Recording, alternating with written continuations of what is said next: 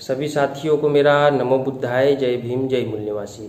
साथियों, आज का जो वीडियो हम बनाने जा रहे हैं ये बाबा साहब अम्बेडकर के दृष्टिकोण में बुद्धिज्म, इस सीरीज का दूसरा एपिसोड है और इस एपिसोड का टाइटल है प्रस्तावना। तो साथियों, बाबा साहब अम्बेडकर कहते हैं कि मेरे द्वारा दिए गए बुद्धिज्म को अगर जानना समझना है तो आपको मेरे द्वारा लिखी गई 3 किताबों का अध्ययन करना होगा। पहली किताब का नाम है बुद्ध और उनका धम्म, दूसरी किताब का नाम है क्रांति और प्रतिक्रांति और तीसरी किताब का नाम है बुद्ध और कार्ल मार्क्स। तो पहला प्रश्न ये उठता है कि बाबा साहब अम्बेडकर को इन किताबों को लिखने की आवश्यकता क्यों पड़ी। बाबा साहब अम्बेडकर ने बुद्ध धम्म दिया, उसके पहले भी भारत में और दुनिया में बौद्ध साहित्य उपलब्ध था, त्रिपिटक उपलब्ध थे, बुद्ध चरित्र उपलब्ध था, मिलिंद प्रश्न थे, जातक कथाएं थी, ये सारा साहित्य उपलब्ध था। तो फिर बाबा साहब अम्बेडकर को ये 3 किताबें लिखने की आवश्यकता क्यों आन पड़ी, ये पहला प्रश्न है। दूसरा प्रश्न है, इन तीनों किताबों की अपनी अपनी क्या विशेषताएं हैं, ये दूसरा प्रश्न है। तीसरा प्रश्न ये है कि इन किताबों के माध्यम से बाबा साहब अम्बेडकर किस बुद्धिज्म को फॉलो करने की बात कह रहे हैं। क्योंकि तथागत बुद्ध को जन्म लिए 2500 साल से अधिक हो गया है, बुद्धिज्म की विचारधारा दुनिया में है, इसको 2500 साल से अधिक समय हो गया है। तो इसमें बहुत सारा मैटर आ गया है, बहुत सारे पंथ बने और उन पंथों के अनुसार बुद्धिज्म का नाम लेकर लोग काम कर रहे हैं। लेकिन बाबा साहब आखिर इन तीनों किताबों के माध्यम से किस बुद्धिज्म को फॉलो करने की बात कर रहे हैं, आखिर वो कौन सा बुद्धिज्म है जो बाबा साहब फॉलो करने की बात करते हैं। तो हम एक एक करके इन प्रश्नों को लेंगे।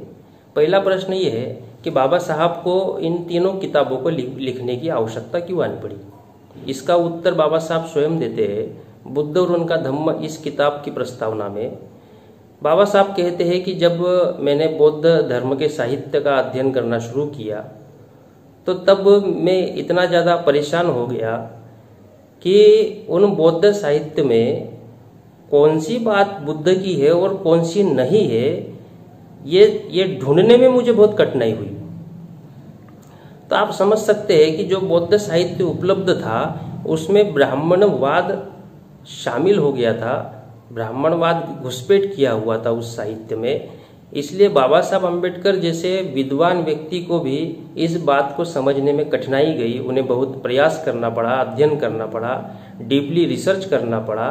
इस वजह से बाबा साहब अम्बेडकर ने कहा कि जब मैंने देखा कि जो बौद्ध साहित्य उपलब्ध है उसमें ब्राह्मणवाद की भरमार है, तो ऐसे साहित्य का अगर कोई भी व्यक्ति अध्ययन करता है तो अध्ययन करने पर वो व्यक्ति बुद्ध के नाम पर ब्राह्मणवाद का ही प्रचार करना शुरू कर देगा। क्योंकि बौद्ध साहित्य में ब्राह्मणवाद घुस गया था, तो यदि कोई अननोन पर्सन यदि कोई व्यक्ति बुद्धिज्म को जानना चाहता है तो वो जो उपलब्ध साहित्य है उसका अध्ययन करेगा और उस साहित्य में तो ब्राह्मणवाद घुसा हुआ है। लेकिन पढ़ने वाले व्यक्ति को ऐसा लगेगा कि मैं बुद्धिज्म की किताबें पढ़ रहा हूँ और वो जाने अनजाने में बुद्ध के नाम पर ब्राह्मणवाद का प्रचार प्रसार करते फिरेगा। ये कारण था।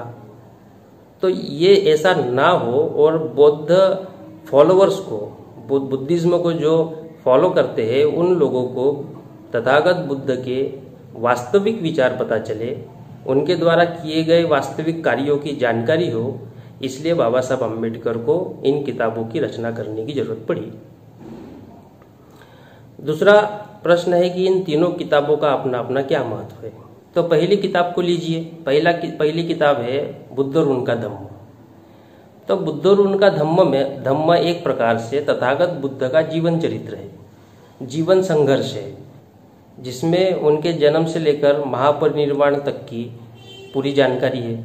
उनका जन्म हुआ, जन्म होने के बाद ज्ञान कैसे प्राप्त हुआ, ज्ञान प्राप्त होने के बाद उन्होंने समाज में कैसे परिवर्तन का कार्य किया, उसके लिए उन्हें क्या क्या तकलीफ सहन करनी पड़ी, कौन कौन विरोधी थे और कैसे तथागत बुद्ध को अपने धम्म को प्रस्थापित करने के लिए प्रयत्न करना पड़ा और अंत में महापरिनिर्वाण हुआ।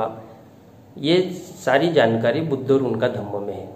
साथ ही साथ तथागत बुद्ध ने विभिन्न विषयों पर जो प्रवचन दिए, उन प्रवचनों की जानकारी बुद्ध और उनका धम्म में है।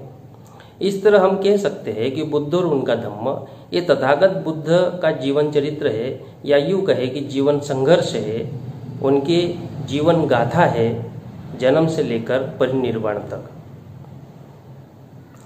तो अब ये पहली किताब है। अब मान लीजिए किसी व्यक्ति ने ये पहली किताब पढ़ ली, तो पढ़ने पर उस व्यक्ति को तथागत बुद्ध का जीवन संघर्ष समझ में आया। उन्होंने जन्म से लेकर महापरिनिर्वाण तक तथागत बुद्ध ने क्या कार्य किए, क्या प्रवचन दिए, क्या जानकारी दी, ये पढ़ने वाले व्यक्ति को समझ में आ गया। लेकिन अब तथागत बुद्ध ने जो कार्य किया उसका समाज और इतिहास पर क्या इम्पैक्ट पड़ा, इसकी जानकारी होना भी जरूरी है। क्योंकि बुद्ध ने कार्य किया और कार्य होने के बाद फिर क्या हुआ, तो बाद में बौद्धों ने इतिहास का निर्माण किया। बड़े बड़े शासक हुए, राजा हुए, तो इतिहास का निर्माण किया।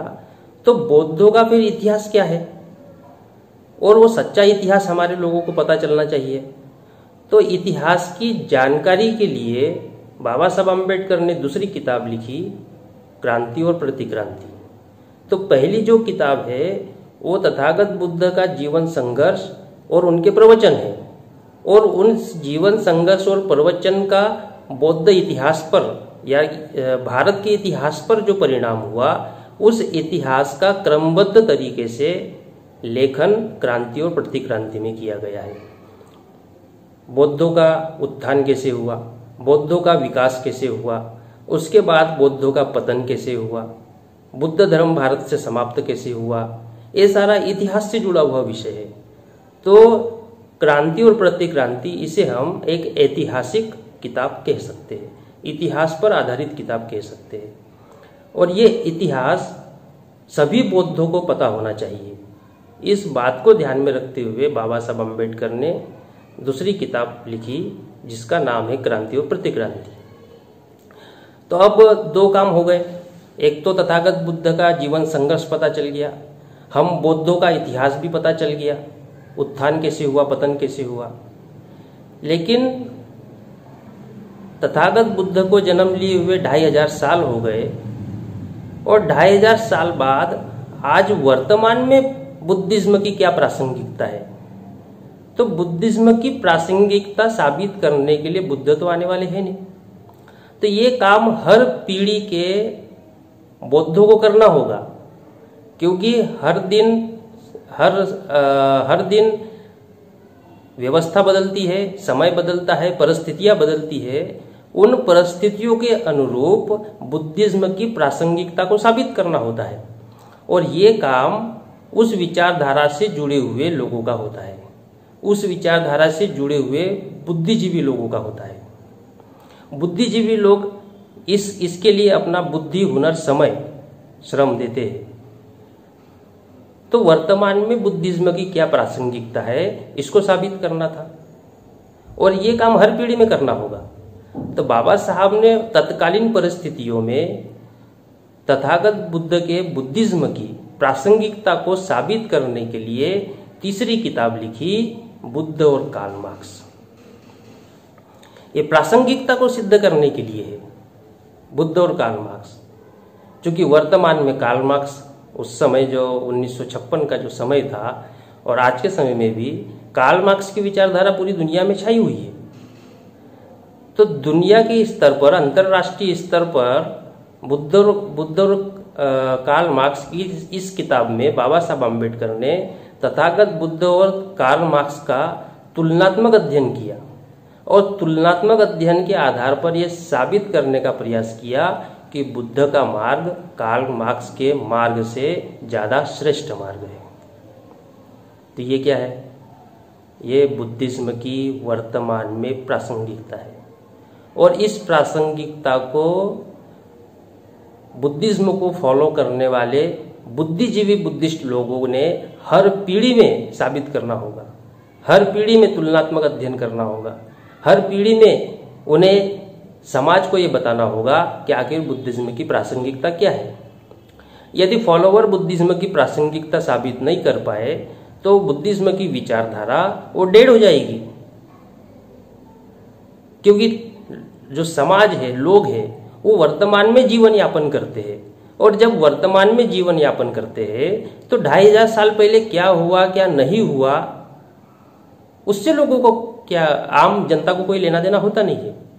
आम जनता 2500 साल पहले तथागत बुद्ध हुए, उनकी बात को तभी स्वीकार करेगी, तब फॉलो करेगी जब बुद्धिज्म की प्रासंगिकता को हम साबित कर पाए। और इसी उद्देश्य को ध्यान में रखते हुए बाबा साहब अम्बेडकर ने बुद्ध और कार्ल मार्क्स की एक किताब लिखी। तो इस तरह ये 3 किताबें हैं। पहली, तथागत बुद्ध का जीवन संघर्ष, जन्म से लेकर महापरिनिर्वाण तक। दूसरी, तथागत बुद्ध ने जो जीवन संघर्ष किया उसका इतिहास पर क्या परिणाम हुआ, उस बौद्धों के इतिहास पर आधारित किताब लिखी, क्रांति प्रतिक्रांति बुद्धों। तीसरी किताब बुद्ध और कार्ल मार्क्स, ये बुद्धिज्म की प्रासंगिकता को सिद्ध करने के लिए बाबा साहब अम्बेडकर ने लिखी। तो ये जो तीनों किताबें हैं, ये तीनों किताबें अपनी अपनी विशेषता लिए हुए हैं। अब तीसरा प्रश्न है कि बाबा साहब अम्बेडकर इन किताबों के माध्यम से किस बुद्धिज्म को फॉलो करने की बात कह रहे हैं। तो बाबा साहब अम्बेडकर इन किताबों के माध्यम से जो आंदोलनकारी बुद्धिज्म है, जो आंदोलनकारी बुद्ध है, उसको फॉलो करने की बात कर रहे हैं। बाबा साहब ने एक जगह कहा कि तथागत बुद्ध ने जो कार्य किया वो कार्य केवल धार्मिक कार्य नहीं था, बल्कि वो एक क्रांति थी, और ये वैसी ही क्रांति थी जैसी फ्रांस में हुई, रूस में हुई। इसका मतलब बाबा साहब अम्बेडकर बुद्धिज्म को एक क्रांति के रूप में देखते हैं कि तथागत बुद्ध ने इस देश में क्रांति की। इस नजरिए से बाबा साहब अम्बेडकर देखते हैं। अब वो क्रांति कैसे हुई, उसके लिए क्या क्या करना पड़ा, तथागत बुद्ध ने क्या जीवन संघर्ष किया, इतिहास में क्या घटनाक्रम हुए, वो सारी जानकारी इन तीनों किताबों में है। इसलिए बाबा साहब कहते हैं कि यदि मेरे बुद्धिज्म को जानना है, मेरे द्वारा दिए गए बुद्धिज्म को जानना है, तो आपको मेरी लिखी हुई इन तीनों किताबों का अध्ययन करना होगा। और मैं अगर व्यक्तिगत आधार पर कहूँ तो इन किताबों को मैंने 2-2 बार पढ़ा, लेकिन उसके बावजूद भी जब तीसरी बार पढ़ना शुरू किया तो ऐसा लगा कि बहुत कुछ छूट गया। ऐसा होता है। तो इसलिए साथियों, बाबा साहब अम्बेडकर ने इन तीनों किताबों के अध्ययन के लिए कहा। तो इन तीनों किताबों को आधार बनाकर ही इस विषय की हम शुरुआत कर रहे हैं, और विषय है बाबा साहब अम्बेडकर के दृष्टिकोण में बुद्धिज्म। इन तीनों किताबों के आधार पर सामान्य भाषा में, ताकि आम लोगों को बाबा साहब का दृष्टिकोण समझ में आए, नज़रिया समझ में आए, इसको ध्यान में रखकर ही इस सीरीज की हम लोग शुरुआत कर रहे हैं। अगला वीडियो जो आएगा वो बाबा साहब अम्बेडकर के दृष्टिकोण में बुद्धिज्म, उसकी शुरुआत अगले वीडियो से होगी। सभी साथियों को मेरा नमो बुद्धाय, जय भीम, जय मूल्यवासी।